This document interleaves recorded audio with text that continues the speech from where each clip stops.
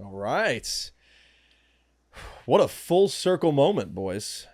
Feels Back pretty where good. it all started. Yeah, we are back where it all started. When did our first episode air? 2021. 2021? No. Yes. Yeah, 4 years ago. Yeah. Yeah. Wow. Here we are. Some things haven't changed. Some things haven't changed, and in some other instances, a lot has changed. Pretty much everything has changed. Yeah. Actually, yeah, a lot has changed.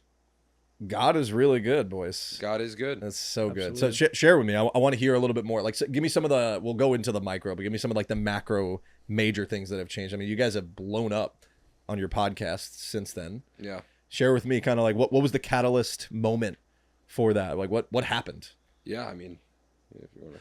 Really just taking it to TikTok and then just being consistent and not getting discouraged with 20 views and 50 views and 100 views. And I remember even to get 10,000 views for my first video, I remember it had like 9,200. And I went on another account and I swiped up and down until I got to 10K. Oh my gosh! Just to be like, I have my first 10,000 view clip. Right. And then, yeah, bro, I mean, it was 8 months of just posting consistently 4 times a day. And TikTok was definitely the initial, start to where we are now. Because like, I mean, a lot of shit happened in between there, right? So like, we filmed this stuff, then me and Jake move off to Miami. Yeah, we live together. If you call it living together, it was like I'd wake up, homie just walking in with a whiteboard. Who's horny? What's the deal? I'm like having my morning coffee. But then we did end up living together. We did, yeah. Yeah. Oh yes, we did Yes, end up living yeah. together. Oh my gosh, I've had 5 roommates in that one lease. Yeah. I stayed there. Yes, you stayed there. Femi, oh my gosh, dude, what a Ben, Ben. Jared, Jared. dude, Devin. Wow, I mean, whew, it's like Jared. Oh my God, dude, Jared. You know, I try to do a lot of reflecting in my life, but sometimes you ever like, you kind of miss reflecting on some of like the biggest moments of your life and almost like forget that like, dude, this was 2 years ago and it was such a huge piece of my life. I mean, we Yeah. moved to Miami, and I'd like for you to share kind of what your experience was, because like my whole experience was like I just took a year of just taking fucking sales calls literally all day, Yeah. every day. And I mean, I don't want to speak for you, but like you were trying to find it. Yeah. And like this entire time, from my perspective, I'm like, dude, you are the brand. Like you are it. You are it. And like, it's funny when you love someone so much and you want what's best for them, but you're watching them go through, like every man has their own proverbial hand on the stove, and they have to go through this shit to eventually figure out what everyone sees about them the whole time. So it's Right. like, just one, super grateful and proud of you, man. And would love to hear from your perspective, like what that time in your life was like. Yeah, well, I would say I just found it, like Sure. still, I mean, that was like, I guess the time in between of seeing you. I mean, it's just been bro, I mean, I've lived a million careers, like they've all, I guess, been in some form of like entertainment, but it's been all over the place. Like Zach knows, like I'm the king of calling and being like, this is it. Yeah. You know, like we did it. This is going to be the thing that's going to get us there. I mean, if somebody's if somebody's editing this, we got to get the video of you on the balcony. yeah, with Doss. Yeah, I have gotta a have few that. of those videos. Zach has a good one of me. Yeah, bro, bro, so much passion and just not much direction. Direction, right? Like I like to say it like this: like when you are on your path, you're going to be met with things that even though they seem like they're not right at the time, like they seem like they're like different courses and stuff like that, you're still on your path. Sure. And that is so I think that I think that all the stupid nonsense actually gets you to a place of how would you say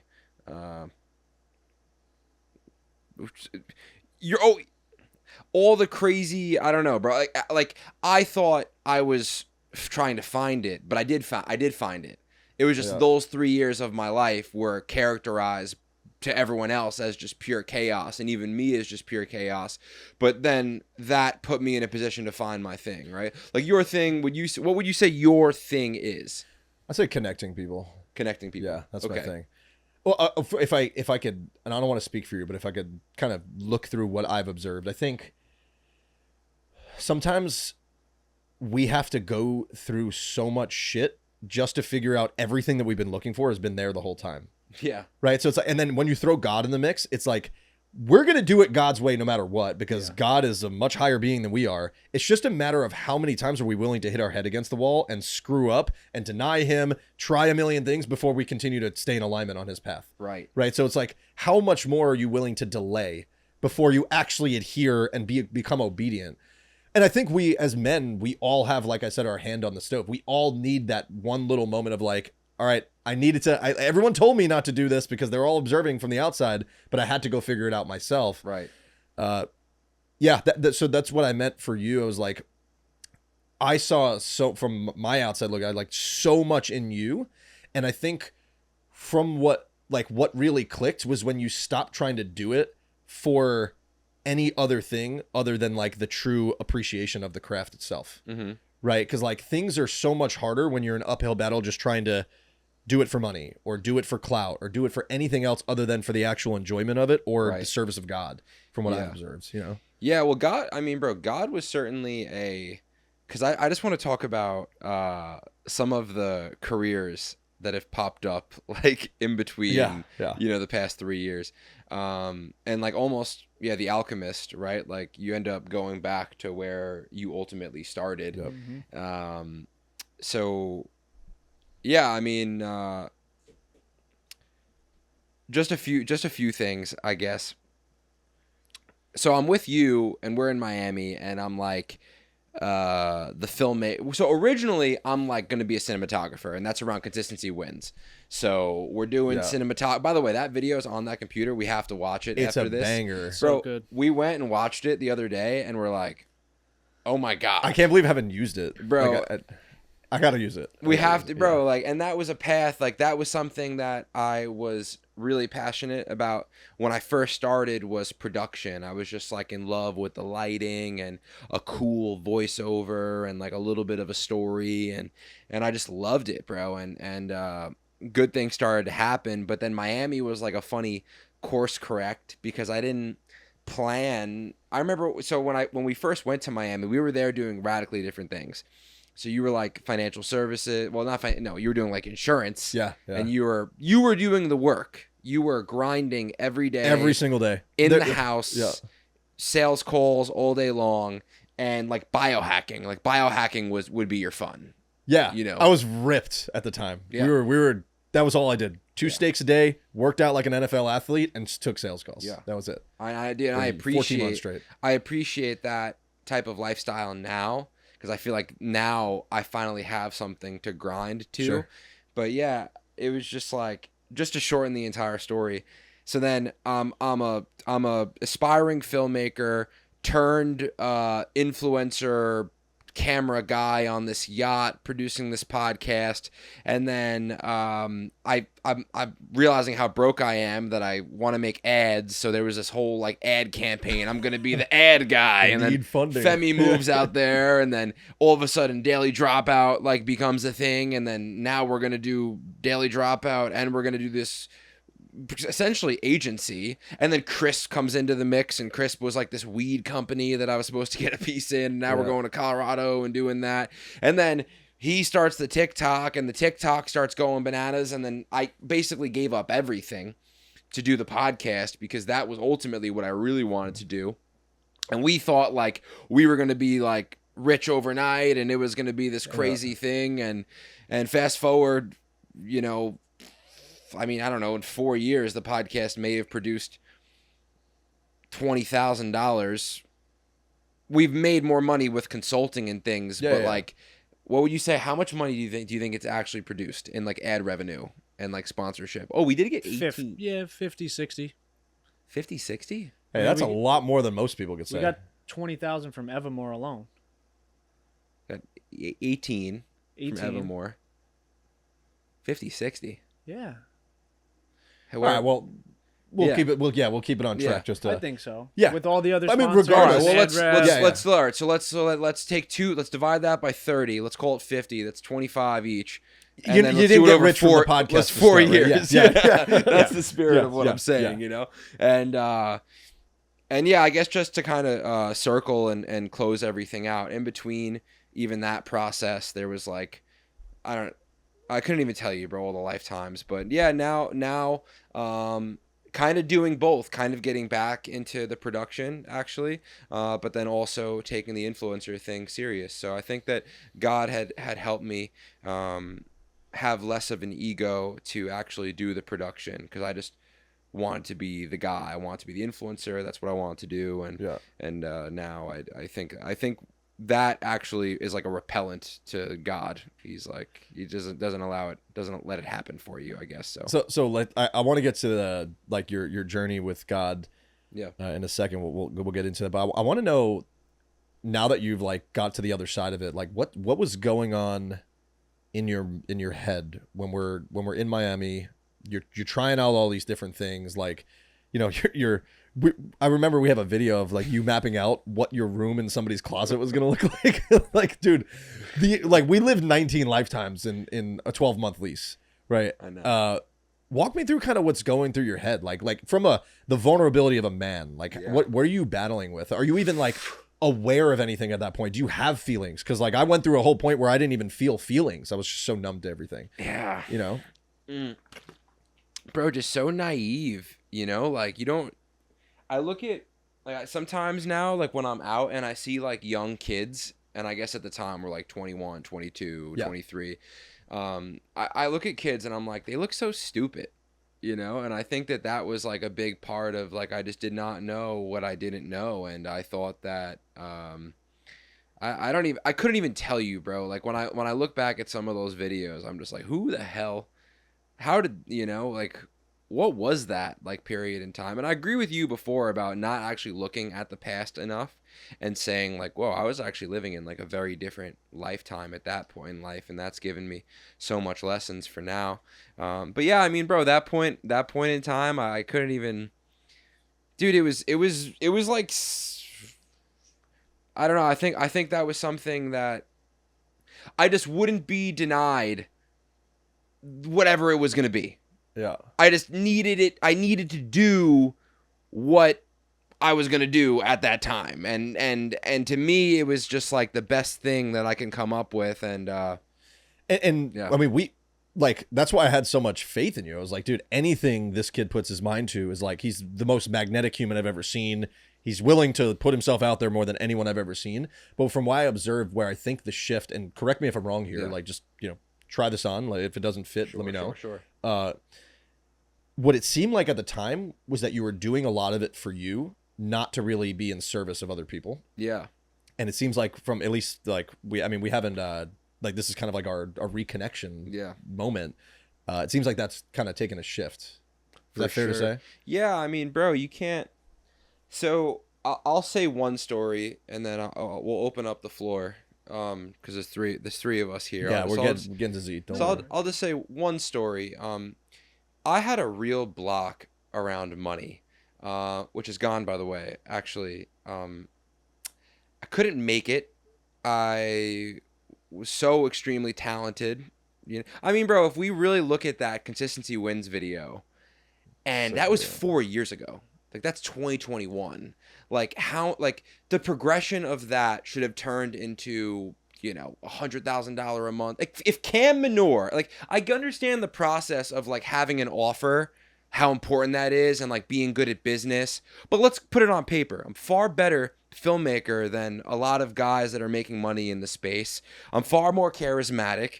I'm far more, but then now that I'm saying it, these are like all actually blessings and curses. And I think I was living on the curse side of a lot of things because I kept getting in the way of my own self.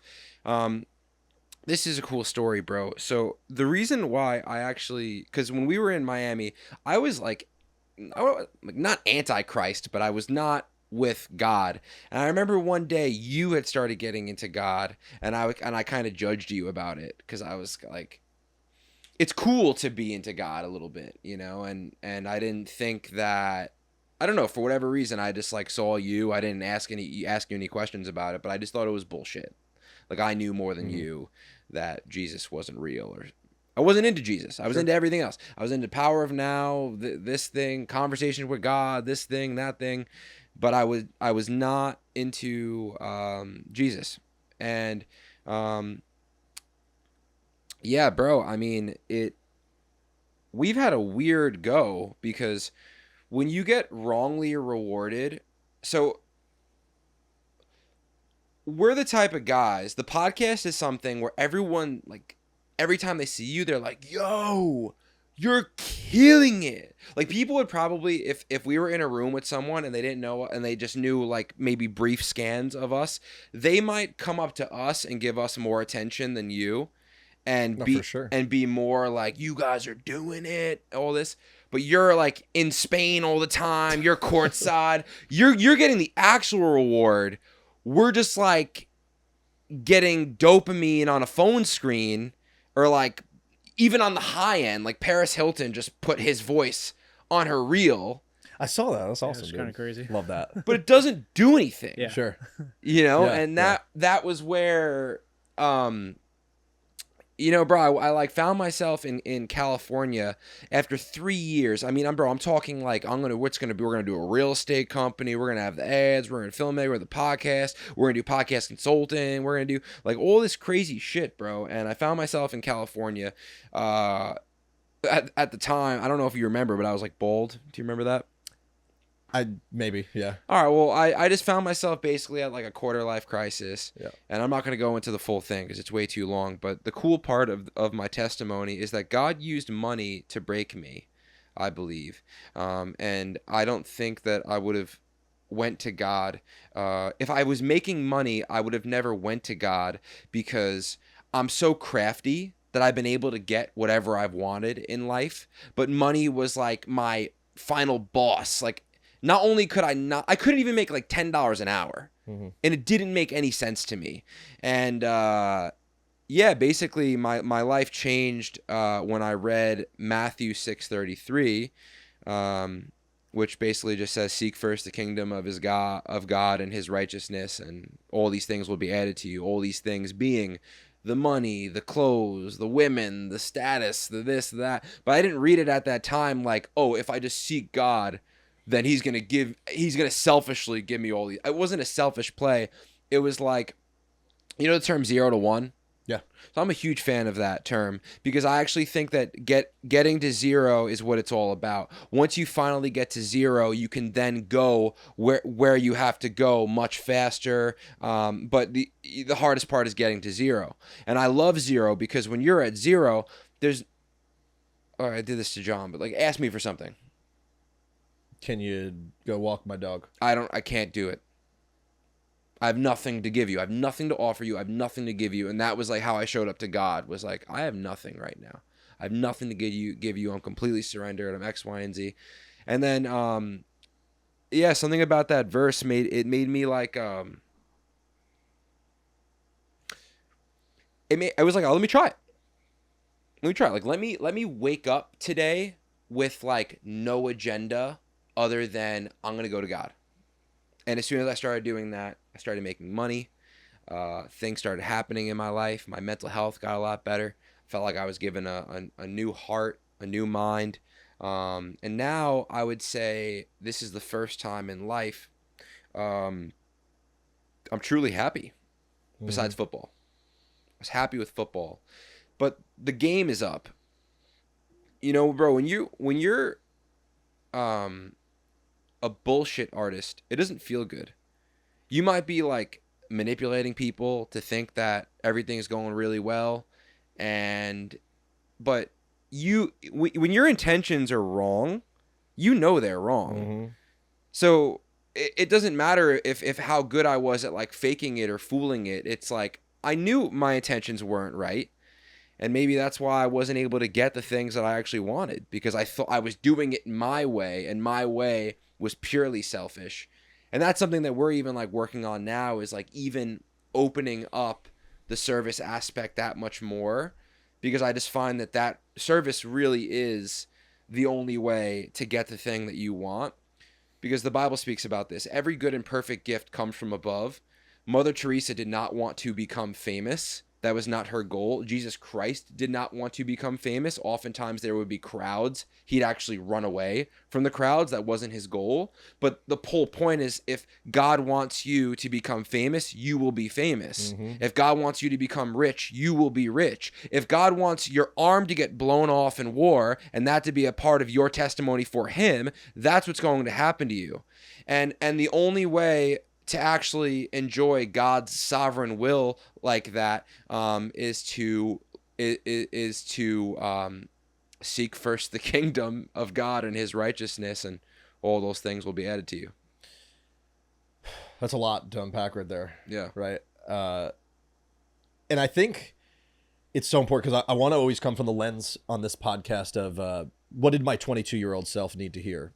Right. So it's like, I think it's really important that you share the darkness of it, because even when you do overcome it, and I'll share a little bit more of like kind of how I've combated with this as well. It's not as beautiful of a journey as people make it seem. Like, a walk with God is not supposed to be the most pretty thing of all time. Yeah. It's biblically written that it's a fucking war. Following Jesus-like principles is much harder than not.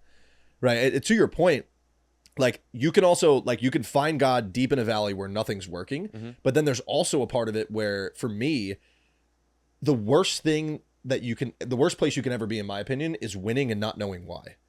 Because then you start to think you're good, and you start to think it's because of you, right? So then that continues to blur your vision and starts to create numbness. And so that was with it for me, where, like, I've always had this over the last, like, 4 years, like you were talking about in Miami, like, I've been trying to open up to all this stuff, but I never had this true deep rooted belief until I, like, woke up one day and I was just so disgusted. I'm like, hey, why do I have every single thing I've ever asked for in my life times 10 in a quicker time span than I've ever asked for it in my life? I asked God, I wanted to be a millionaire by 30. I did it by like 27. I wanted this, I got that. I wanted this, I got 10x everything, right? And I was still empty. Empty as fuck, dude. Felt nothing. If anything, felt sad. That's scary. And that's why I was like, you know what? I don't want to be the guy that gets everything, but it doesn't, like, is miserable at the end. Yeah. And so what I started to start writing about, and I started to realize, is like, what I'm experiencing right now is the compounding of momentum from previous commitments that I made that I thought were from God. They might have been good because they're in service to people, but they're not from God. And so I'm experiencing all of this compounded momentum, which people would quote unquote call success, but it's not truly what my definition of success was, because I was renting everyone else's version of success. And that's what I think we had a trouble when Miami's a pretty easy area to do that. When you don't do the work to define your own definition of success, you borrow everyone else's version. Right. And you try it on. And most of the time it's rooted in money, cars, fame, girls, all the shit that's vanity that doesn't actually truly serve you. And then the second you get a dose of truly feeling the presence of God, boom. Yeah. You can't go back. It's like, wow, I've never felt that level of energy before. And then you start to compound it by, like, bringing other people to faith, by serving others at a high level, by raising your vibration. And that's kind of the wave that we've been on. I'll share a little bit more about, like, some of the revelations in Spain, but that's I appreciate you sharing it, man. Yeah. What about you? Like, what's been your observation of the last couple of years as well? And I want to hear about your journey. Like, have you hit that catalyst moment? Like, I haven't heard on your end you talking about any bit of your walk with faith. Was there a moment for you? Did anything click? Recently. Yeah, recently. Tell me. If you're open to sharing. Yeah, no, absolutely. Yeah, obviously he got into it, I'd say November 24, and I don't know, from what we've seen, like, usually, like, when people are new into their faith and Christian, they almost, like, try to, like, push it on, a little bit. And the worst people for Christians sometimes are Christians. Yeah, and I've always been, like, I've believed in God, I believed in a higher power, but I was never really religious, never opened a Bible, never really I've been to church, and was open, but, like, never really gave it a real chance, sure. Like, for me.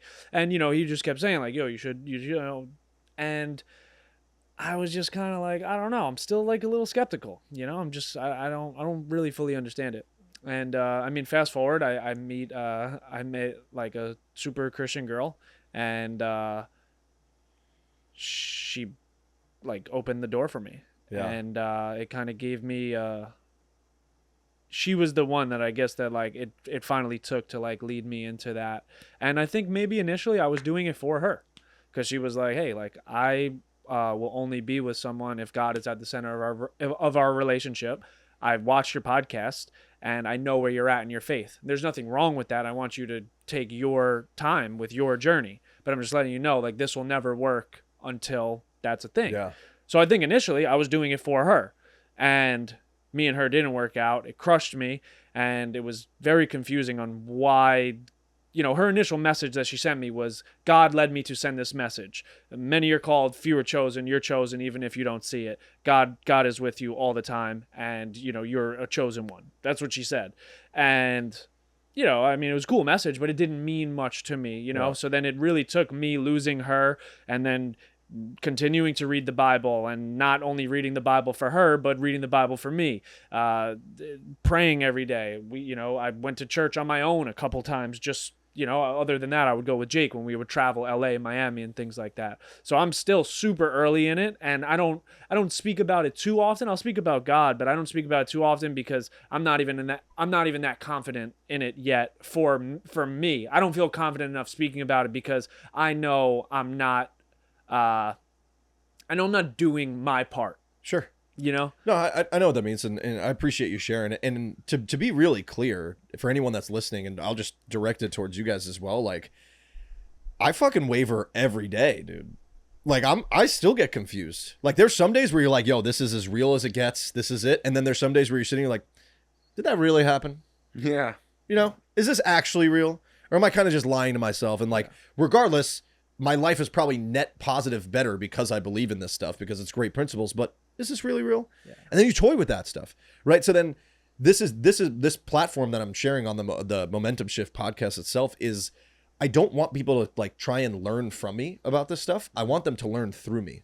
So I want to take other people's experiences, like your testimonies, people that have been on this walk, like we'll have Mike Signorelli on this, people that are like well more seasoned. I think it's important to choose your mentors in this walk, right? Because there's a lot of stuff going on. There's a lot of weird paths you can take, especially in the new age of Christianity, because a lot of people are making it seem so fluffy, but when you go down to the biblical version of it, that shit's not as sexy as people make it seem. Yeah.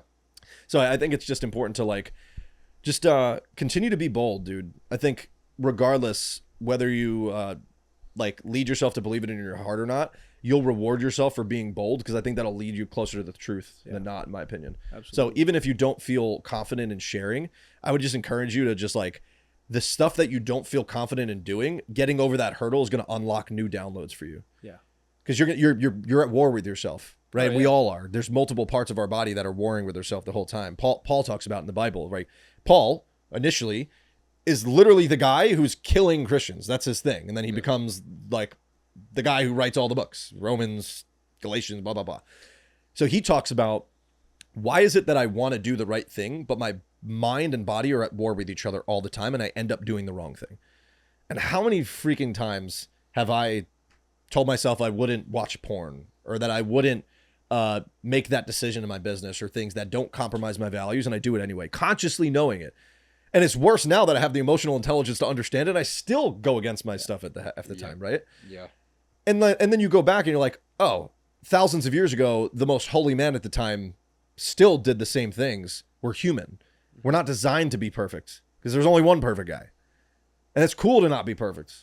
And so then we get to embrace that, right? And that's where we get grace. Right. So it's kind of a cool little full circle thing where it's like, you know what? I just finally gave myself, what freed me was give myself permission to be human and fuck up and not be perfect. I've kind of optimized my life to be 100% at 80%, you know? So, it doesn't go too off the rails, but I give myself some grace, Yeah. What about you, man? Like, because I was with you in Miami, and I remember like you were just starting to kind of get into it. And I mean, you got that big, sexy cross tattoo, which I love, on your arm. And so where are you kind of at with everything? Yeah, I mean, faith-wise, I had my like catalyst moment was actually a year before we went to Miami. I was still a part of like this network marketing organization, and they did a conference in Greensboro, North Carolina, Okay. and the pastor did an altar call, and like I did not get up to that altar with my own energy, like something else got me up there, and I broke down. And that sounds like a beautiful fairy tale ending of a movie, right? But like then you got to go live life. Right. Then you go back to your family and friends that don't believe any of this shit, and then like you're just back to your own default habits and thoughts. So then it just, I feel like God kept like giving me these little appointments and these little nudges, and you start to get these little signs from God, the universe, and you're just like, you kind of start to know whether you're in alignment or not. And for me, it started with my relationships. Yeah. Like I moved to Miami, and I like got mesmerized sometimes by like people with like large followings that were making a bunch of money, because I was starting to get into the world of business, and I was starting to make decent money, but I wasn't like anywhere, down the path where some people were. And I started to energetically really feel off about some of these people. And I was like, you know what? I don't care how much money these people are making. They are not people I want to be around. We're not talking about things that bring service to the world, et cetera, et cetera. So then I just started radically being in service to people, where I was like, hey, my superpower is I can get people to listen. People stop and listen when I'm speaking. I can get people to like take action, and I'm very, very high integrity, and I like connecting people. I like creating magical moments for others, not for my benefit, but for their benefit. And selfishly, long-term, from a business lens, like, oh, you go connect people and they go make magic, your name comes up long-term, that goodwill compounds, right? That's my way of being selfishly selfless. It's like, hey, I'm going to go give everything I got and not expect anything in return. And long term, quantum physics allows that to be like mega exponential. And quantum physics only confirms the existence of God, not deny it. If you've ever gone deep into quantum, it's freaking incredible. And I adhere to all that. And I felt like I adhered to it without even understanding it, just energetically. So then I just kind of like just started hitting up my mentors, and they just started guiding me a little bit through this. And then I don't know if there was any specific moment, but it started to like align where like all the clients I were taking on were Christian. All the people that I was surrounding myself were, born again people. I was getting out of the icky Catholicism side of it, where it was like, oh, this holier than thou priest that's probably doing some shady shit behind the scenes is telling me how to live. And my whole family raised me Catholic, but no one's actually abiding by all this stuff. Yeah. Why am I so confused right now? Why can't I listen to someone who's been broken and then found his way like I've been, like you guys have been? That's something I relate to a lot better, in my opinion. Right. So that's when I started listening, man. And then I started creating space for God to speak to me and speak through me. And then I kind of like lost my way as well. It sounds great, but then like months will go by where you're not opening up the Bible, where you're not talking about it. Like business momentum really started to take off, and it would be cool to be like, oh, it's all from God. But then like, you're like not actually feeling that way at the end of the day, until I reached my point of like, dude, I got everything I ever wanted. Like, knock on wood. We've possessed the skills, and we've done enough in business to where we'll never have to worry about money again. And I'm still not happy. That was not it. That was not my version of success. And every time that I'm going down this path of exploring my faith, exploring being in service to others, like I pretty much give away all my shit at this point. I give away 20% of my income every month. What's up? To what? I give it to rather sometimes Christian organizations. I give it to sometimes Christian-led businesses. Sometimes I'll just give it to people in need. I'll donate it. I sometimes donate it to my donor advised fund. So it's like an investment account that donates it. I'm going to start a church with that money. I give away my possessions. Like 20% is a lot. Oh, it's a number. Yeah, it's a number. Yeah. The more painful the check could be, the better it feels. It's like, we're getting close to writing 6-figure checks a month, and it's like that's painful, but it's like God rewards you that with so much more abundance, dude. And Amen. Like it's been a blessing. Like the one of the best moments for me, like what I've experienced, and this is part of all the work that I'm doing of just becoming more emotionally aware, is like what makes me happy is creating moments that like watching other people be free, watching people experience freedom, give themselves things that they never would have given themselves, give them permission to be their absolute selves and hold space for that. So like, I felt a strong call, and I feel like I'm in tune with the Holy Spirit right now in this season of my life. So like, we're in Spain a couple weeks ago, and I know my boy has loved one of my watches. Like, he loved it. And like when I was in Bali with him, and I let him wear it, I was just like, hey, just wear it. Try this on. Let me know how it feels. And he was just in love with it. It's like a $20,000 watch. And we're at a day club. And I was just like, you know what? I feel this calling right now. I'm just going to give it to him. That's crazy. And I just gave it to him. And it meant nothing for me because I don't really care about bro, I love that watch. That's a really nice one. And I don't say that to glorify me, but I truly, like, a couple years ago, I'd probably do that because it would somehow return for my favor. Yeah. I'm doing that because that's something that he's such a good human. He would not have given that to himself, and I know that. Right. And so I wanted to show him what he deserves. And I pray that opens up doors for him to pass that down to other people. That's my, like, spider web effect of how I'm going to impact billions of people in this world. So I know I just rambled, but that's kind of what's been the walk of recent, dude. It's just the more I can serve, the more I can just quote unquote get naked and get bare and just like identify what brings me peace and what is enough for me. Everything else is just gravy, man. You know, it's beautiful. And you can experience some serious abundance in that lens too. You know, that doesn't mean that like you have to live in scarcity. You know, it's been a blessing, dude. It's been a blessing. That's awesome. Yeah. Whew. Yeah. Sorry, that just all kind of poured out, dude. I didn't know that was there. I just feel so blessed that like God has put me into a mode where I can start to identify my feelings, because that's the work that I've been doing. I've been doing so much therapy. I've been going to Utah to go do a bunch of therapy every couple months. I go back there on Monday to finish another round of it. And it's really about tapping into my emotions, because like I was just so emotionless. I'd have to like manufacture emotions. Like what a fucking shit life it is to like have to just manufacture love, you know? Like I want to feel. I don't want to be empty anymore. I want to feel. I want to get into this moment with you guys. Where do you think, like how did you get to a point in your life where you weren't even able to feel emotions? When you think about the fact that you haven't cried in 15 years, it's like, damn. Yeah. When you look at all like the mini trauma events that have happened in your life and you haven't dealt with it.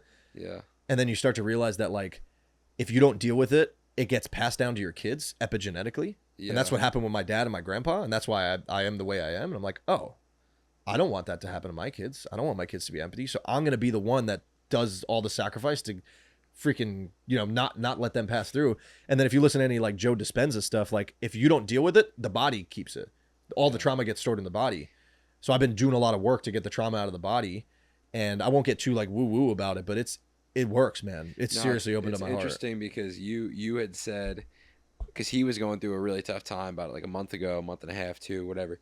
And you had said, at least I'm feeling something, right? At least I feel alive right now. Yeah. Even though I was like in pain and like, it was torturous to wake up every day.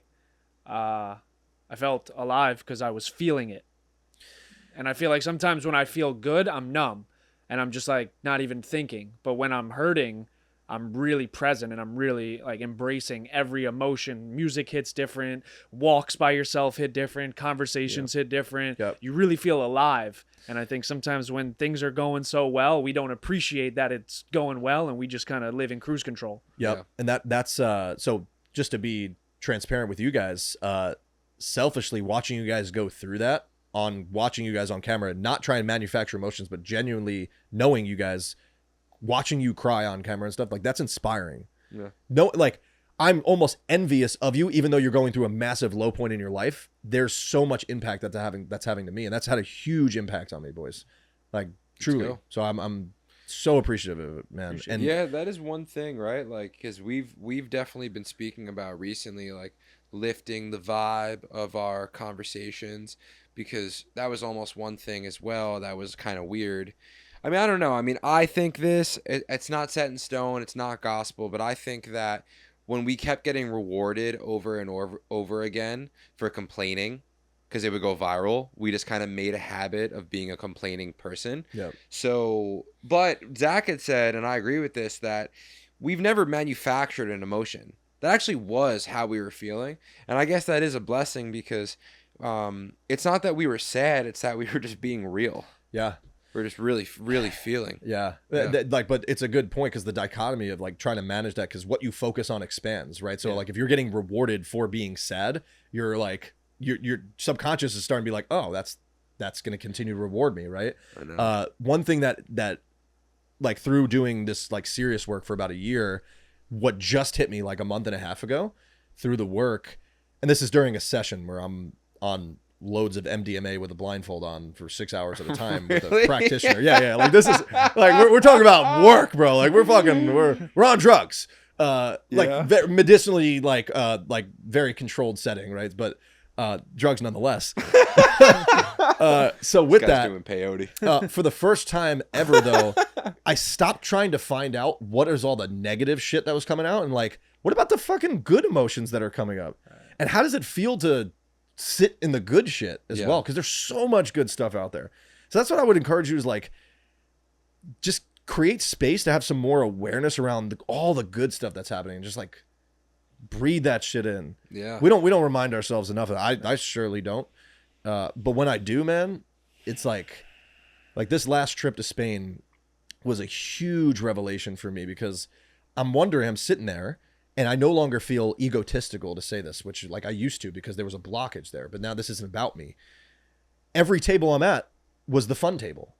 And I'm like, oh, why is it that like I'm always at the fun table? And then I started to realize it's because my vibe is attracting this. Yeah. I'm creating the energy of the table.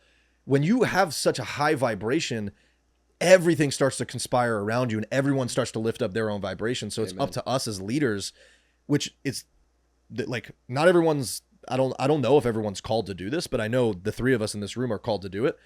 It's fucking hard. Much easier to just kind of cower and let somebody else lead the energy of the group. Much harder to sacrifice going through all the work that it takes just to start to bring that energy to people. But once you know you can do it, there's no other way around it, right? So that's what I just started doing, of like, yo, be the vibe. You be the energy of the room. And that's what you create. And I was so like reluctant to understand that for so long, because I'm like, why are the vibes so low? And I was like, because my energy's low. And I'm going to let somebody else steal my energy? I'm done with that shit, dude. Yeah. So I know we're rambling, boys, but no, it's great. I know you guys are like freaking in this zone of like sharing your emotions. How do you manage the dichotomy? This is something that I've struggled with. How do you manage the dichotomy? Any of you guys can answer this, of like, you're sitting with your emotions. It's important to be vulnerable, but then also the discipline of just being a fucking man and showing up and making sure that you're getting over the hurdle of like, you know, even though your emotions might not want you to go to the gym, you're still going to go to the gym and you're still going to get the workout in, right? Like making sure that you're like giving yourself space to work through it as well, because the work's got to get done still, you know? Yeah. How have you guys managed that? I think it really just, I think that's probably the manliest thing you can do. I think a lot of men that run away from their feelings and emotions, and they always try to have this tough guy persona, that they're they're too manly to feel that or show that side. I think those guys are really the ones that are hurting the most. I think the fact that we are so open and vulnerable and we don't really hold stuff in, and we have an amazing platform to, like, we have like this like not joke, but it's just like emergency episode. So it's like anytime something happens, a breakup, a heart, like something serious in our life, we write in the group chat, emergency episode, 8 p.m. tonight, and we show up, and it's a vent. You know, it's a therapy session.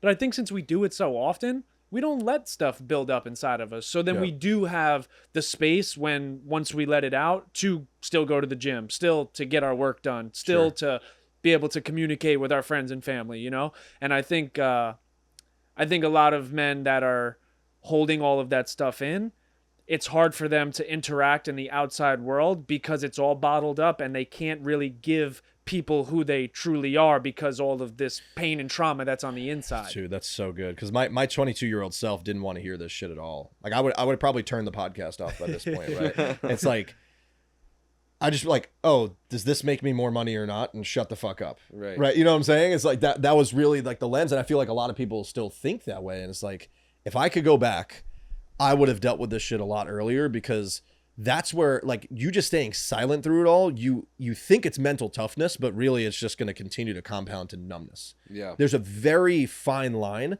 between well-being and disassociation. Yeah. You think you're in well-being because you just don't feel these things, and you do it in the guise of mental toughness, but you're really just like letting all this shit store in your body, And then what really got me was knowing that it would transfer to my kids genetically, and I was like, nah, fuck that. I refuse to do that. Yeah. Yeah. What about you? We all have a self, right? And that self is basically like this big ass wounded state. It's a country, and this is the most narcissistic time in history. Like, that's one thing I'm critical of myself. I feel like I've mentioned like narcissistic qualities, but you know what, bro? Like, everyone's got their own freaking page online. We all, dude. Everyone's got their own page. Like, can you imagine a world in which like everyone has a page about themselves? Your grandma has a page about herself, you know? And like, that is, so we all have like this self, right?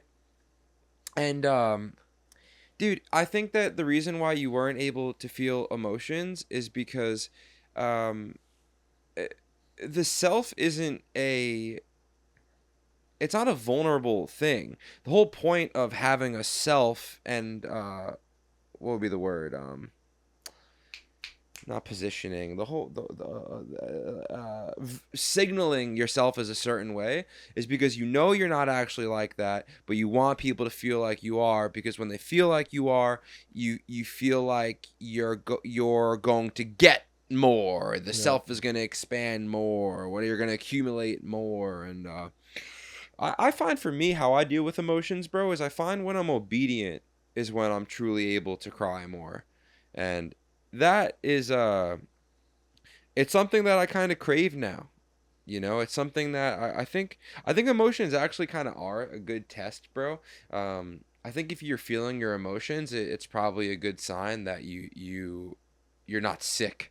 I think if you're not feeling your emotions, it's basically like something's off. Like, there's something. I would because I've lived my life both ways, and normally, I think, bro, a good way to get more in touch with your emotions is start getting rid of all the shit that's not authentic to you. And I think that, like you said before, you were borrowing someone else's idea of success, and I was borrowing someone else's idea of how to just be in the world. Mm-hmm. You know, I didn't really even know so much of who I was. I have these qualities of me, like, bro, I'm charismatic. Check. I know I am. I'm passionate. Check. I know I am. I know I'm a good guy. I have a great heart. Check. I know I care about people. I know that I'm generous. Check, right? But where the hell did this, like, insecure person come from? Where did this narcissistic person come from? Where did this judgmental a-hole come from? Cursing. Like, why do I curse so much? When did that become a thing? When something good happens in my life, do I feel pressure to drink? Is that authentic to me? Do I want to? Do I even like drinking? Do I like the feeling of being drunk, right? And I think that that's where, like, a lot of things for me are beginning to change. Is that I'm getting to that place that we were speaking about before, where I know what's important to me, and everything else that isn't, I'm down to just get rid of. So good, dude. The and I'm pulling up something I wrote down, but the process of becoming is letting go of what isn't. Yeah. Right. So it's like the process to getting to the best version of yourself is eliminating all the stuff that's no longer serving you. Have you ever heard of like the Michelangelo effect? No, but that's beautiful what you just said. I think we should just stick on like we'll go to the Michelangelo effect, but bro, that's really take that in, you know, because that's the addition through subtraction. Dude, God has given us all gifts.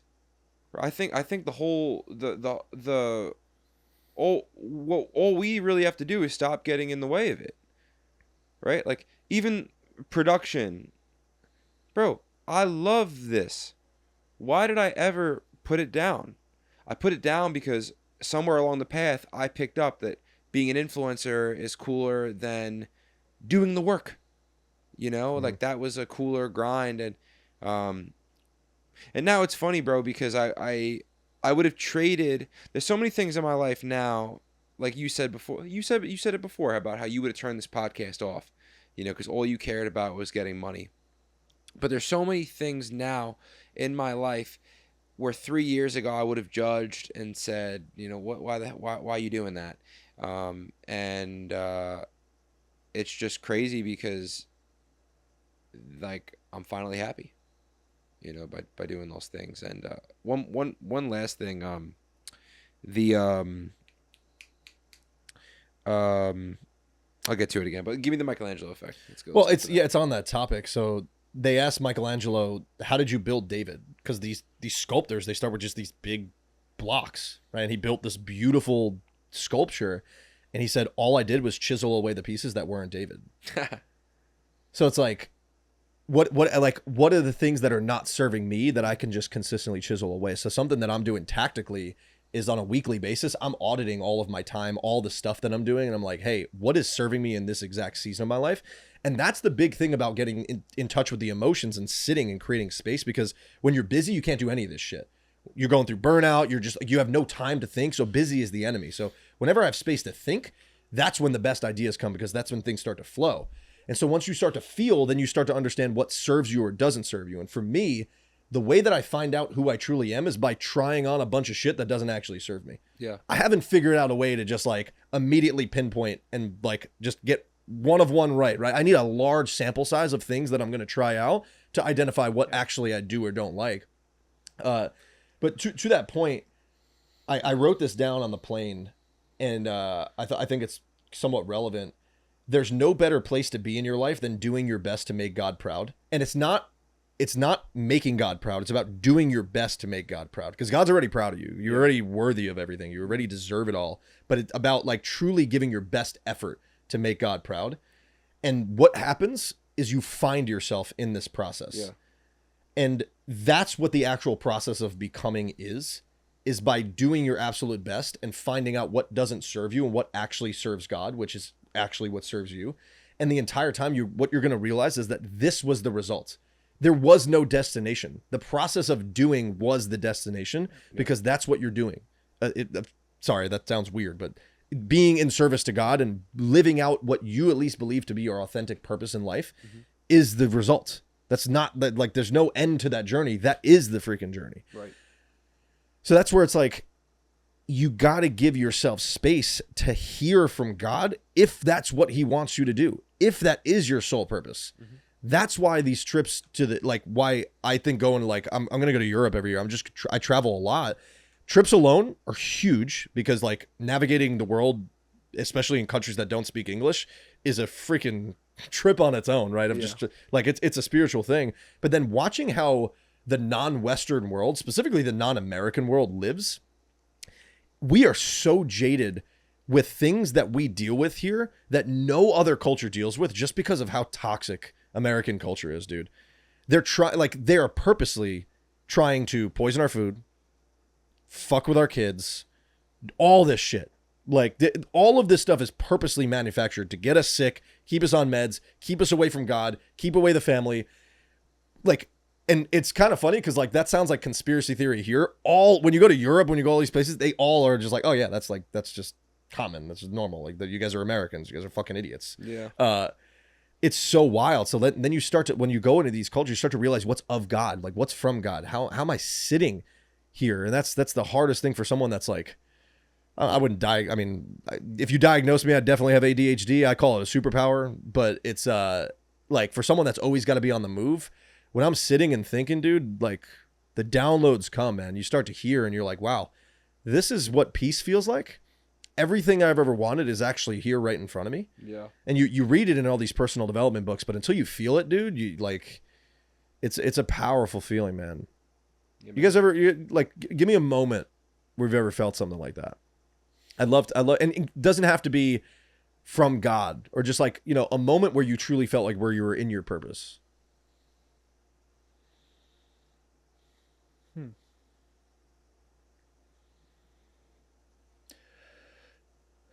I think there's been a few. I think there's been a few moments, but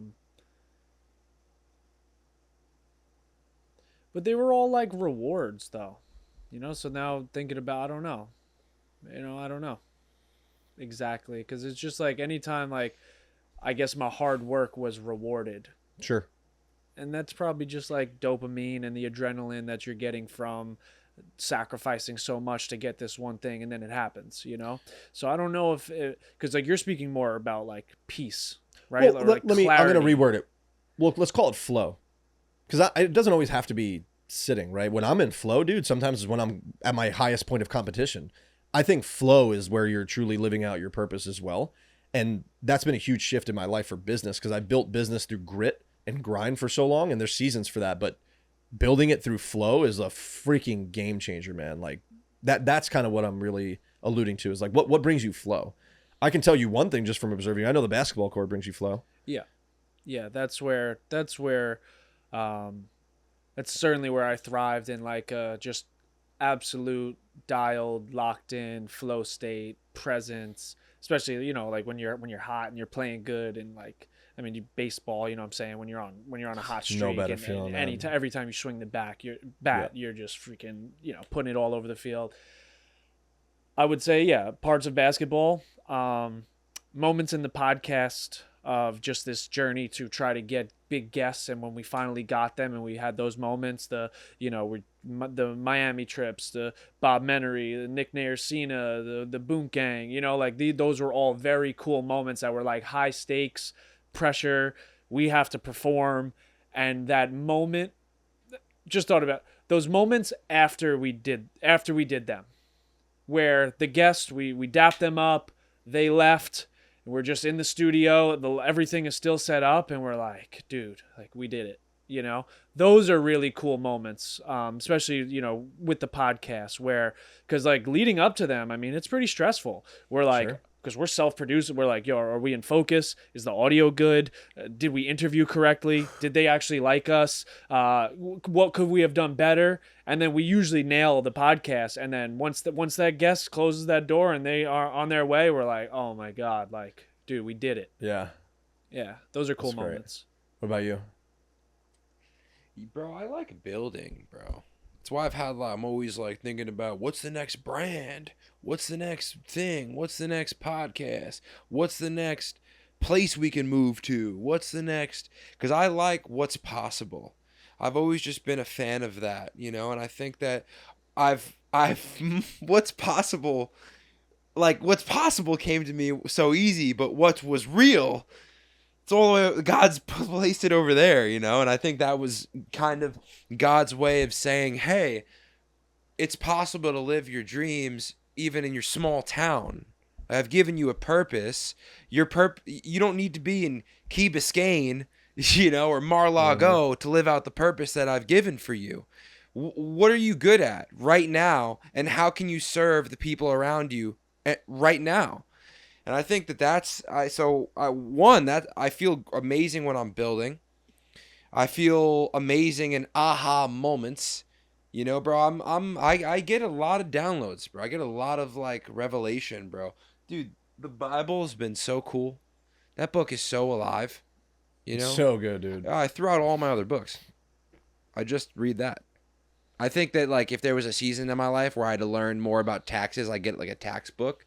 But I'll never read another self-help book because it's all there. Yeah, it is all there. I don't. Do you listen to any Myron Golden? No. Oh, Myron's great, he's a pastor. He's like a mega entrepreneur YouTuber, but he's he flip flops every other episode where it's about like God, right, and business as well from a lens. Amen. Oh, dude, well, I'll introduce you to him. He's in Tampa. He's big time. Well, that's something, bro. Because now what I love is finding something, a new passion. Bro. Like I like just to name a few, cameras, extremely passionate about. I do.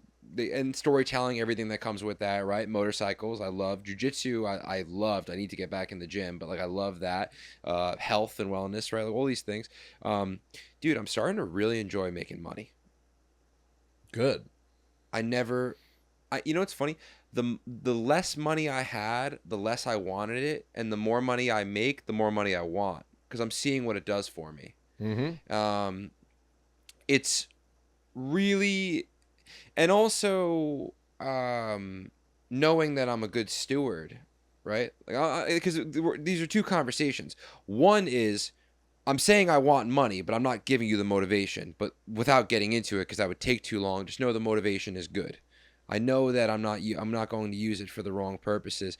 But now that I know that because even the stress that he was talking about before, about the podcasts and the interviews, it's a lot of stressful a lot of times because we're in a freaking Kia Sportage. The chair doesn't go back. You know, where it had the, what was that noise it was making? There was like a noise or something. Yeah, like, bro, being us has been hard. It really has. Like, we have not, I mean, we're still living at home. I believe we're getting out of that now, but it's really been a hard grind because we haven't had money. And now that we're making money, like all right, I broke a chair at his house the other day, right? Whenever it comes time to pay for that chair, I pay do I like paying $200? No, but just knowing that I could do that, if a ticket comes, if this thing comes, if you are like, hey, I want to get dinner after this, no problem. Like, I'm spending too much money now, but I'm just like, just having ability, right? Yeah. And really realizing that, okay, well, even for the pod, like, we need to, like, whatever. You get the spirit of what I'm saying, that, like, even for us to do the podcast at the highest level, we need money. And I feel that kind of flow moment when God gives me a new passion, and a new passion that I have now is business. And it's funny you mentioned Myron, because that would be a book that I would always start with the Bible. I'd always look at, what does the Bible say about money, and it actually says a lot about money.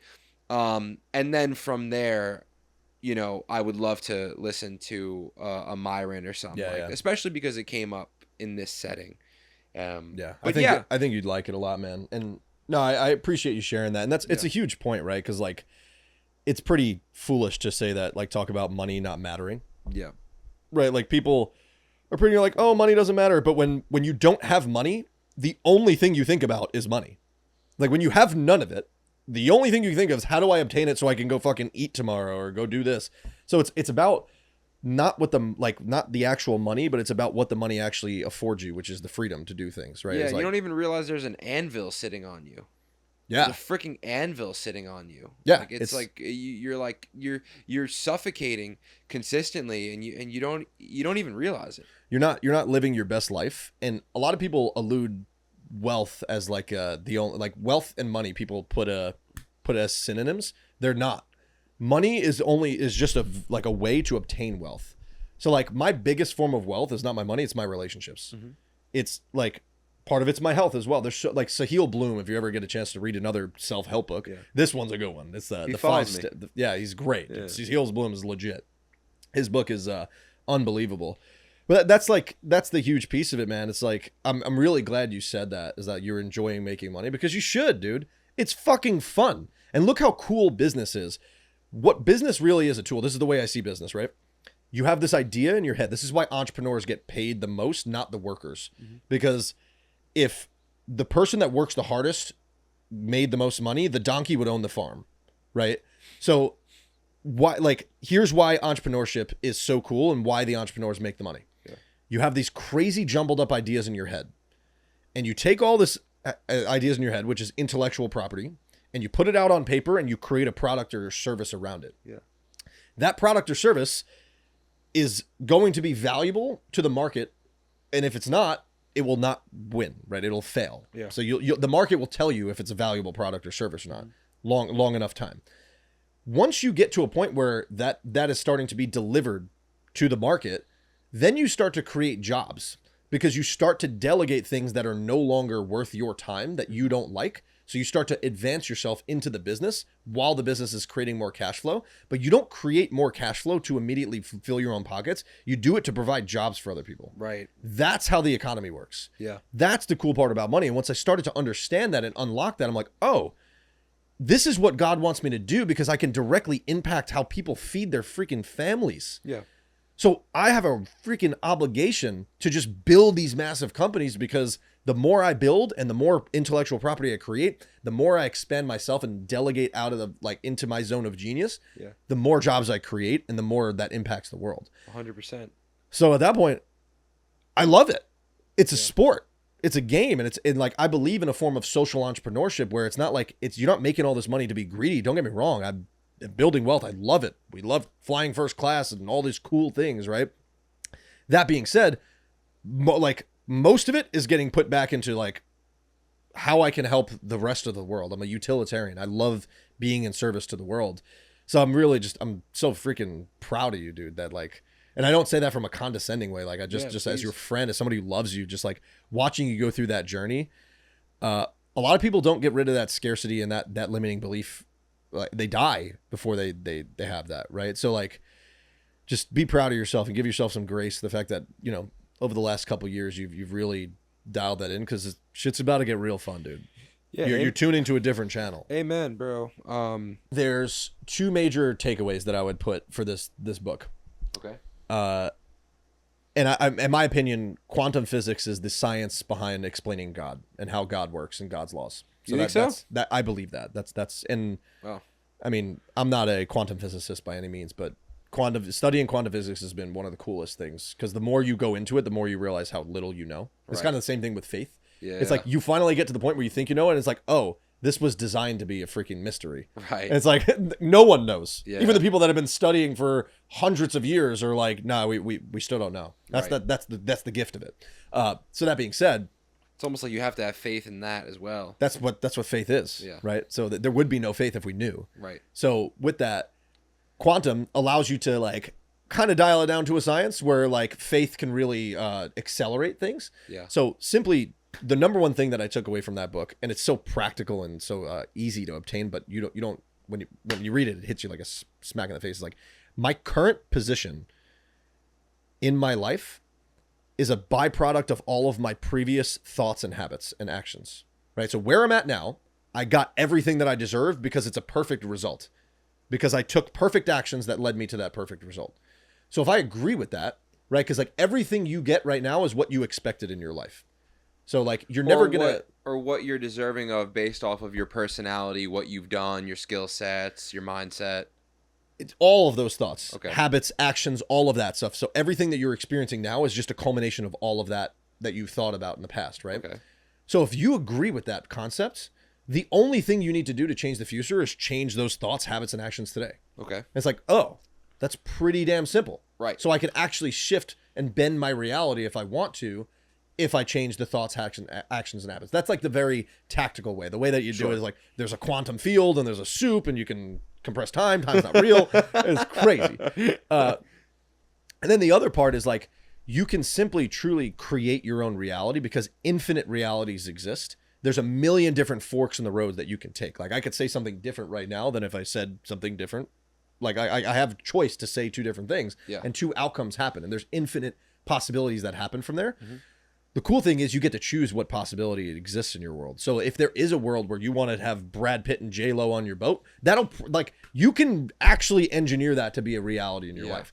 So that's where you believe that and subscribe to that a lot more than you think. Yeah. Just because like, that wasn't a bad trait of yours when I was experiencing that 4 years ago. That's actually some of your best qualities that you have, is what we used to call delusional optimism. Yeah. I just call that bending the world to be what you want it to be. But why? How come then I couldn't rub two sticks together?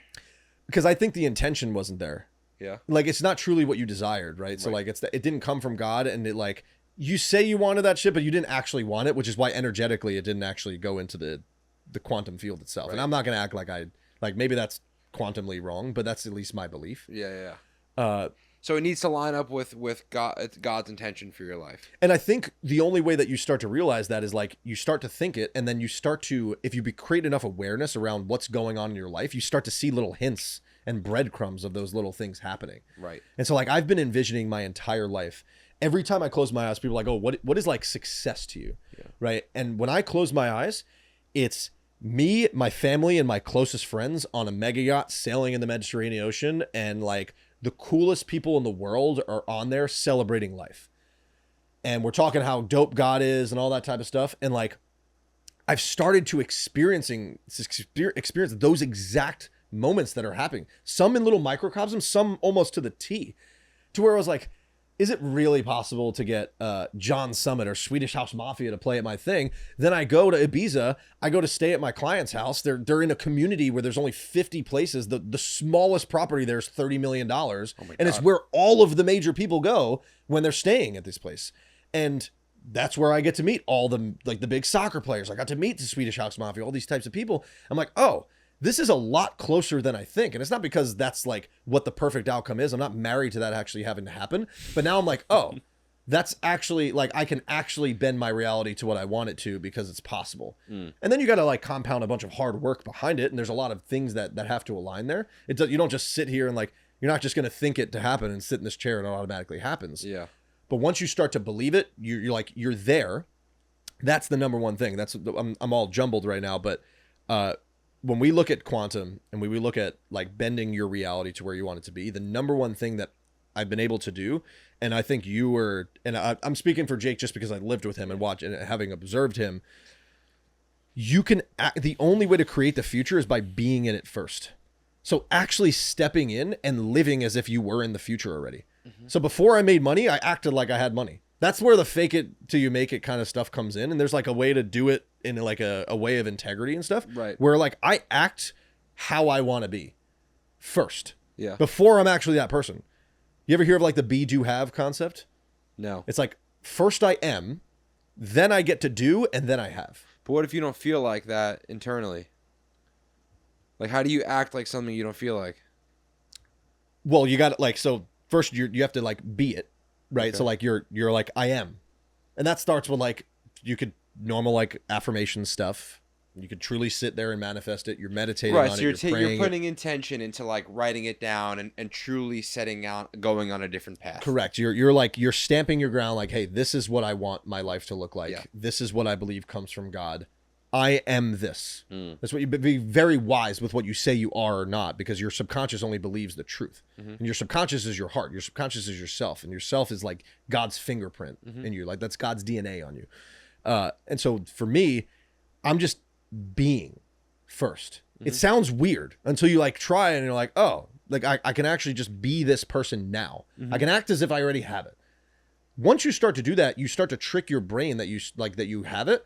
And everything that you're doing starts to align with the habits of that thing, and then you actually experience it. Okay. And then it's all about how long are you willing to actually like wait for it to materialize. Some things can happen quicker, some things don't. But now I'm rambling, but I hopefully that answered your question. That's, yeah. No, I mean, bro, I mean, we certainly have always, kind of thought about that, and it always did kind of feel slightly. It's hard, bro. I mean, I've read easy. I've read a lot of those damn books, man. I actually think Think and Grow Rich is so good. Well, there's a reason why we still talk about it 150 years later, right? Yeah. It's Bob Proctor. Oh my Yo, gosh, the the Bob Bob Proctor thing. sales That's team. the only scam I've ever gotten involved in. Not Bob Proctor himself. Bob Proctor's not a scam. So he comes home one day. He's just like ripping sales calls all day, and then he's like, yo, I bought this $6,000 Think and Grow Rich program, and we're going to start selling it to other people and charging them $6,000 to manifest. They're like, oh, this could be a money-making opportunity, and it's like you're just like teaching people how to. It's a scheme. full-on pyramid scheme. Made $0. Thankfully, introduced 0 people to the opportunity because there was no opportunity. No, but we had like a meeting, like in the living room. Yeah, we're like, yo, we're gonna get rich. We're gonna sell this. So that's not that far along where I still made money my master. Like I made a decision completely out of the scope of like what my core values were just for money. And like those are the things that delay and interrupt you realizing your vision because like you're chasing the wrong thing. Right.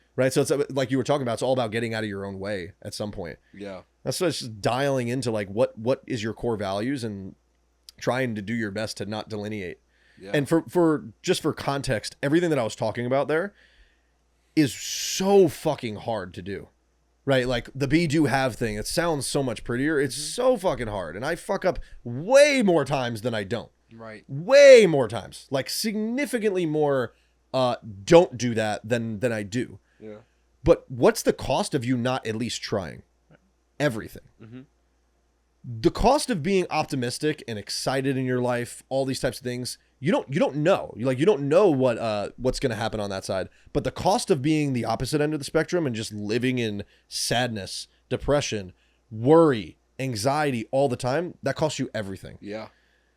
So you might as well fucking dream big, because the other alternative is already a guaranteed loser. Yeah, I agree. So, good. and you guys, I mean, you guys are embodying the shit out of that, man. Like like the amount of respect I have for what you guys are doing, man. You guys are like, I used to laugh because like this guy, both of you guys possess such a skill set where you can pretty simply, if you kind of like sold out for just like money itself, you can make a program that like generates you $10,000 to $20,000 a month of revenue pretty quickly, right? That being said, you guys are staying aligned to what you believe your true purpose is and your path. Yeah. I would still encourage you guys to have an alternative service on the side to put some gas on the fire. But yeah, we're talking. That's something we're speaking about. We're speaking about more recently. Yeah, definitely. Offering production, offering podcast production, podcast consulting. Like I know you guys like inked a deal. We would charge like $5Gs a month for that, maybe more, because like I just came off a 3-month podcast consulting deal, and I think in the previous year they did 130,000 views, and in the 3 months I was there we did 27 million. Yeah, and over 140,000 new followers across platforms, I believe. So that's what I told you. I said, "Hey, and he's better than me, just so you know." Oh, he's the freaking brain, right? Yeah. So, the general. This is what you say. It was just like an ongoing joke. They call me the general. The general. I mean, dude, you are the general. You're the guy. Like I said to our team, I said Zach was the missing puzzle piece that we've needed. Yeah. But I told you, I said, hey, I don't want you to think I'm diminishing the value of what you're worth, because what you just sent me is probably worth more than what you're actually willing to charge, which is why I won't let you. I refuse to allow you to deliver everything that you were proposing to deliver for the price that we're actually working at. Yeah. That being said, the first thing that I wanted to do was like, I want to level set with what we're like talking about, and then immediately attach you to how we make more revenue with this thing so that I can pay you more. And I want to put you on as much upside, and then immediately get to a point where like we're paying you what you believe you'd be worth. That's how I go about investing in people as well. Yeah. And so I appreciate you investing in us, and like that's the mutual stuff that we're doing. And bro, we're friends. I wasn't saying. I was just, bro, we love you. You know. Like, but friends don't get discounts, dude. That's not what we're looking for here. No. Well, I think the ultimate goal really is like, bro, my kind of goal, like over the next few years, I hope when you think podcast, you think of us, and I hope when you think production, you think of us, and I hope when you think social media, you think of us in some capacity, you know, because that's kind of the goal. What I've realized is like we have a bunch of awesome friends. Everyone's got all these amazing skill sets.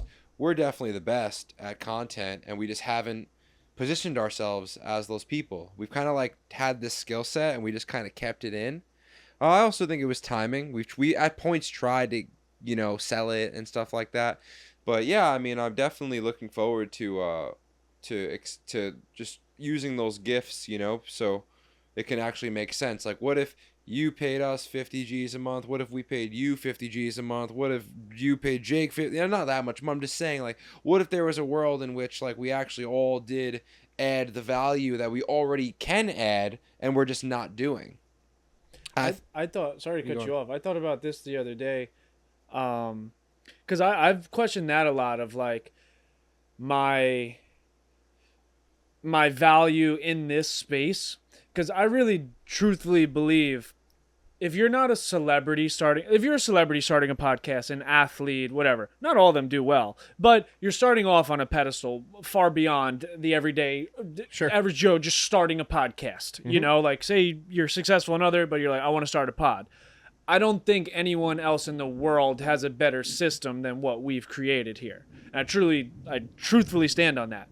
Now, I don't think people really see that value. So it's happened to me a lot. I've worked with people for a month or two, then they let me go. And then I'm here for, a month and they don't get the results that we're getting, but they didn't put in 5 years. They wanted in 1 month and then they're like, it didn't work. See you later. So it makes me question. I'm like, damn, like, is what I'm doing even worth it? Is it even like a valuable asset? But then I thought about like the water bottle thing.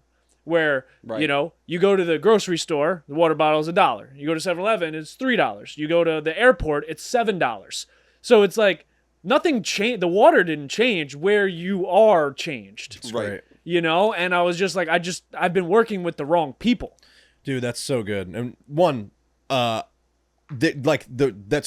dude, thank you for that, because this transcends just the podcast, and this is a business thing. Yeah. Because when you're working with the wrong people, they're gonna think that even if their content sucks, they're not showing up prepared and all that stuff, that you're automatically gonna generate them hundreds of thousands of views within 3 months. Yeah. This shit don't work until years sometimes, right? Like I'll sign a 3-year contract with you immediately right now. Like I believe in you, I'm investing in you, and I'm believing in myself that we're gonna make this thing work. Right. Because if it sucks, I'll go make it good. Yeah. I know I can possess the skills of getting better at something when I suck at it. Yeah. So it's like, all right, cool, we can do it. Yeah. And then logic, math, and science tells us if we do it for long enough and we optimize the system, it'll win. Right. Right. It's the same thing in business itself, where like our service, right? If you can find a way to solve bigger problems, you can charge significantly more, because the time that it takes to solve the problem, if you condense it, people will pay you significantly more. Yeah.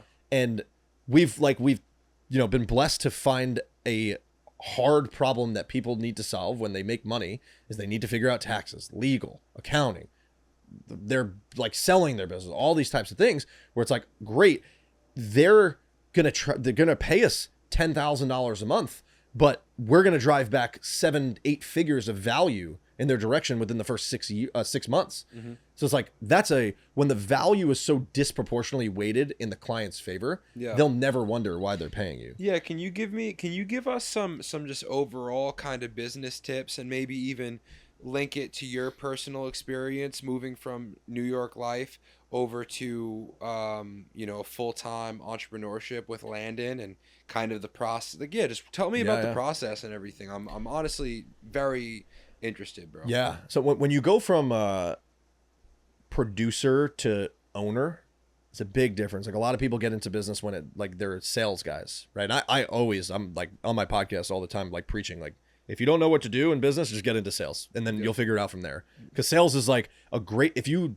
find a way to like get good at sales, you'll never have to worry about money in the rest of your life. Right. You can go work for a company and like just immediately go make whatever. Right. But that opens you up to so many different opportunities. You start to understand how business works, because you're not only selling, but then you're like part of the fulfillment, because you want to be excited about what you're selling and make sure your client's experiencing it good. You start to understand marketing, which is why like, does the sale come easier when the marketing's better, or does it not? Is the marketing off, etc. But then when you go from sales as a producer, where you kind of like eat what you kill, and you're just selling, and you could clock in, clock out, you put more hours in, into an owner mindset, it's a completely different thing. Money that comes in is no longer income, it's revenue. Right. And when revenue hits, that's not always income, because even the best businesses operate at 25-30% profit margins, right? So like, I need to make sure that what it costs me to fulfill, I'm charging the right amount, so that I can not only make a profit, but then also pay my team, pay myself, feed my family. So that's step one right there, about kind of the biggest initial switch, and maybe like a little hack, is as soon as you start a business, start thinking about the money that you bring in, not as income, but as revenue. As revenue. Yeah. Correct. Right. You're immediately detach yourself from the business as an owner, right? You're an employee and an owner, and there's two different people in your business, right? What the number one thing though in your business, and we'll just get really tactical for a second, is understanding the unit level economics of the business model. Okay. It needs to work on a small scale, or else the worst thing that you can do is blow it up. If you don't have your business work on a very small scale, on a one-to-one, one product basis, the worst thing you could do is grow it and scale it, because then it'll just be a much bigger shit show. Right. So you need to make sure that like everything is dialed in on the small end, because if it doesn't work on the small end, it's not going to work on the bigger end. And you're going to have a bigger hit. So what does that look tactically? Are you saying start small? Like A to B, are you No, saying? no, more like let's say you have an e-commerce company, right? And what you're selling Clothing. Yeah, you're selling the clothes for $50. Okay. And it only cost you $20 to make it. Sounds freaking awesome. Right. Right? It's like, oh, great, I make $30 of profit. What about all the ads that you needed to run on Facebook? How much did it cost to acquire your customers? Right. How many times are your customers repeat buying? What does it cost you for your shipment team to get it filled out? Are you using a 3PL? Are you using a manufacturer? Are you drop So you're shipping saying these things? figure out all that stuff before adding sweaters and frickin' and I don't know, a board game. Or just running more advertising as well. Because the revenue, you might make $10 million a year, but you could be losing money. Right. That's the sick part about business. You could work your ass off for extended periods of time, make a bunch of revenue, and lose your ass off. Mm-hmm. So it's just being very cognizant about healthy forms of scale, which is why like I pretty much only start service-based businesses that are only focused on recurring revenue, because I get to engineer when I want to scale it, and I get to engineer my profit. So everything that I build in my business is desired around my desired profit margins, and if it doesn't fit the profit margins, it doesn't go, because it's my business. Yeah. I don't have investors that I have to adhere to, right? So it's like everything that I'm doing is designed to build around my ideal life as well. So if I don't want to work on Fridays, my clients know we don't work on Fridays. Mm-hmm. It just is what it is. If you don't want to be a client, if you can handle that, bye. Can you simplify everything you just said? I'm going to simplify it to the number one thing that's served me in business. Everything in business is typically one-to-one. I run marketing. I run an advertisement. I get a client. I do this. I get that. The only thing that is exponential is relationships. Relationships will transcend every single thing. And where I've been, I'll give myself credit on one major thing is I don't have the largest personal brand on Instagram and all this stuff. Everyone alludes personal branding towards your social following. I have one of the biggest personal brands I know behind the scenes. I'm the guy all these people know behind the scenes, and I'm okay with that. I don't need all the fame. I just want I like in social settings, all the big people they know our name. They know our business. So you can look at your personal brand transcending well beyond social media. There's a lot of chatter going on behind the scenes. And that's truly what matters when you get in a room. Because right now what we're seeing is all these kids on Twitter scaling all these companies, but they have social anxiety. They just lock themselves in a room and trade crypto or just tweet out shit. And then you meet them and they're just like not real humans. Yeah. It's like, bro, the whole reason I'm doing this is so I can have good intellectual conversations with higher intellectual beings and find out ways we can serve the world. So relationships, man, you got to be willing to invest in so many relationships and abide to the fact that most of them you're going to give more value than they're going to give you, but the few that reciprocate are exponential. Wow. So it well outweighs it. Wow. So you won't lose. But how do you manage, right? Like, so you said before you have 150 clients. You probably have another 500 people that you would say are friends that have influence that you still want to maintain good relationships with. Let's say there's 700 people in your sphere of influence that are all doing it. You want to have good relationships with them, but you have this whole business to run with 30 employees. Now you have a podcast. You're in Spain. How do you manage having good relationships with people when you have so much stuff going on? Great question. Good people, right? Good people and good systems. People like no one feels it, but I'm always calling people out of the blue, checking in, sending gifts, right, all the time, giving as much as I can. But like people don't feel that that's systemized. But I got a freaking CRM behind the scenes. I have literally a chief of staff that I hired, and the only thing she does is help me manage my relationships. And I've just seen people like my friend Steve, who owns a really big company. They're doing hundreds of millions of dollars. And they've never run a single thing of advertising. Does that turn off? Yeah. The card's full. Got it. Okay. All right. We can kind of cool. come home on this. Yeah, we'll come home on this one. He's never run a piece of advertising, but he's done every single thing through joint ventures, through partnerships, through relationships, and he's paved the way on showing me how that really gets done and executed, while you don't have to be famous on social media to really run a big, profitable, amazing business that serves a ton of people. Wow. So everything I do is based on partnerships, man. And I'm always finding win-win scenarios where somebody always feels leaving off that they've won more than we have. Wow. And we could still win big that way. So that's so good, bro. No, I mean, I think that was one of the reasons why this podcast was shot today. Just from a selfish lens, because I think outside looking in, that is what you're best at. You're really good at maintaining relationships, bro. I appreciate it, man. It's not easy. And you actually care too. Yeah. I don't do it for like just for vanity, right? I don't do it because, and like part of it is at this point it's how we make a living, because we don't run advertising. We've never marketed our business. We're referral only. You know, you know the best way to get referrals? Refer. Yeah. Right? Like how, and so if you look at it that way, if the best way to get referrals is to refer, what's the best way to get more money? To give. What's the way to get more happiness? To give. If you want something, give it first. You don't like, and you don't even know that you have it, but whatever you want, give it away first and it'll come back to you. That's happy pocket full of money. That's the next level.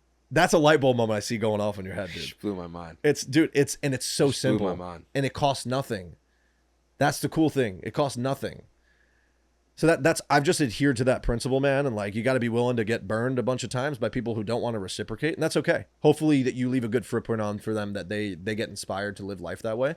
But then you start to realize like your energy comes off different when like you're in a different level of service and everyone's like, there could be people making bajillions of dollars more than you, but you're the most respected person in the room because you're the most giving with your energy, with your time, with your money. You're intentional. Yeah.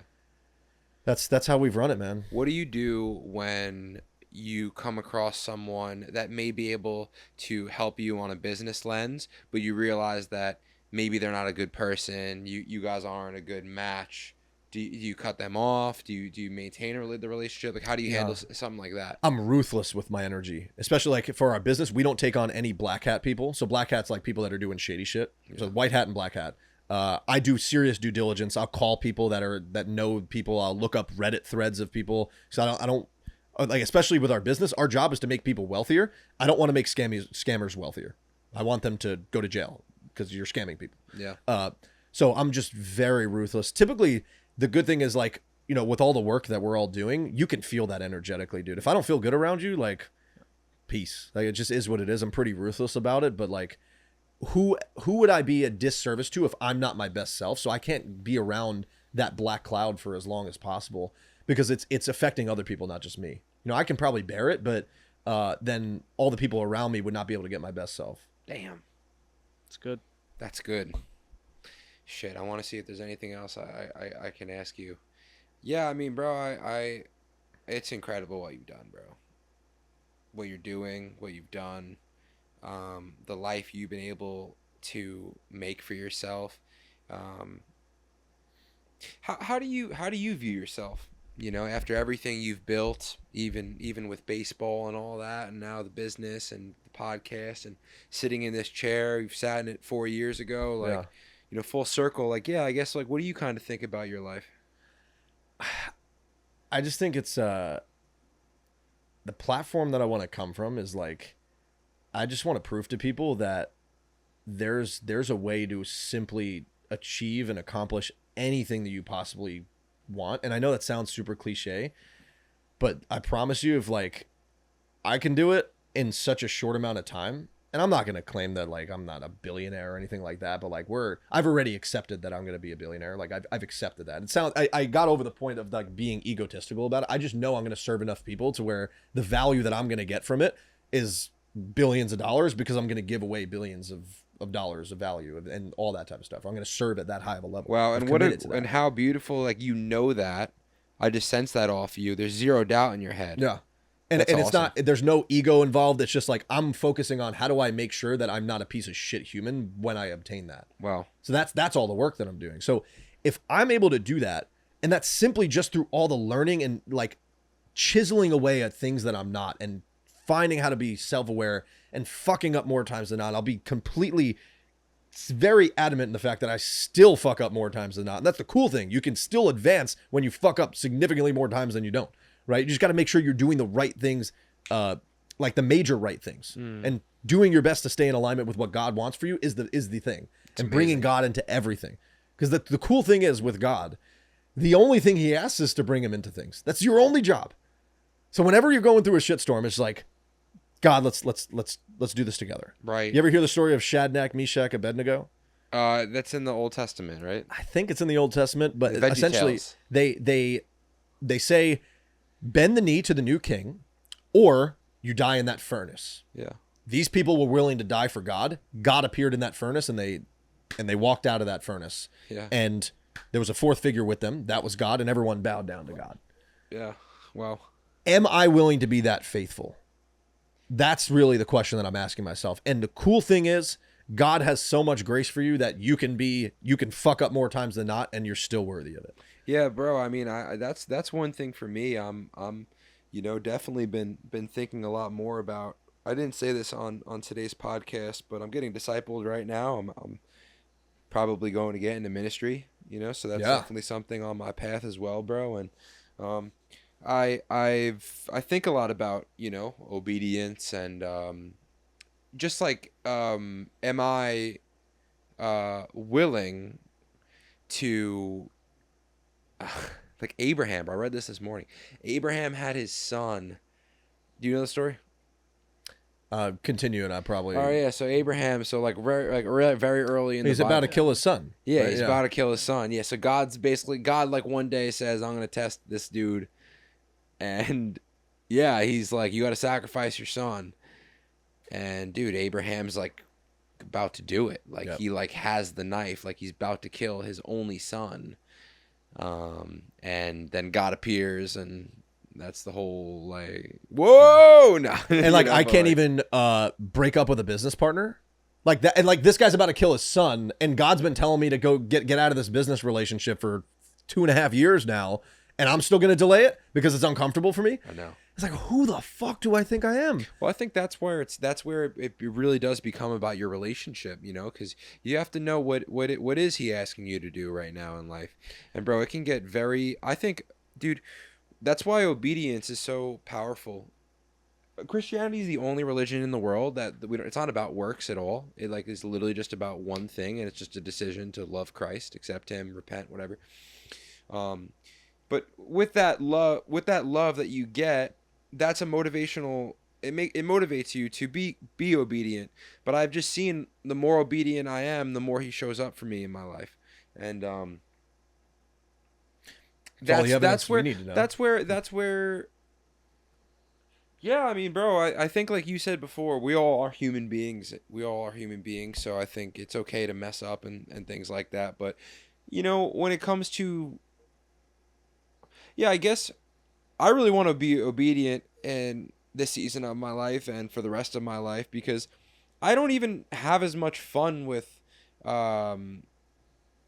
like my sin becomes less and less enjoyable to me day by day. Yeah. And it's almost like now I see like God, this is how dope my life could be. Pastor, have my own church, have a big podcast, have a huge production company, make movies, have a beautiful wife, have beautiful kids, have great friendships, have the ability to travel, and you can just keep going down the list, right, of all the things that I want to do, like run Ironmans and all this crazy. And I'm like, I'll choose like premarital sex over it, and so yeah, I'm just trying to. But it's always interesting when you hear those stories in the Bible about people that did have that faith and. What happens when you have that faith? God shows up. Yep. So anyway, no, it's powerful stuff, man. Yeah. So to wrap up your whole thing is like that the whole purpose of me doing this is the two lens that I think through when I'm creating or doing anything. Does this come from God? And that requires me to be wildly tapped in. So like if I look through the lens of does this come from God, pretty much everything else takes care of itself because my habits have to align with it so I can hear it from God and I can feel it. Because sometimes it's not coming from God, right? So you have to be discernment. You have to have discernment. And then two, when it comes from a content standpoint, will my 22-year-old self benefit from this or not?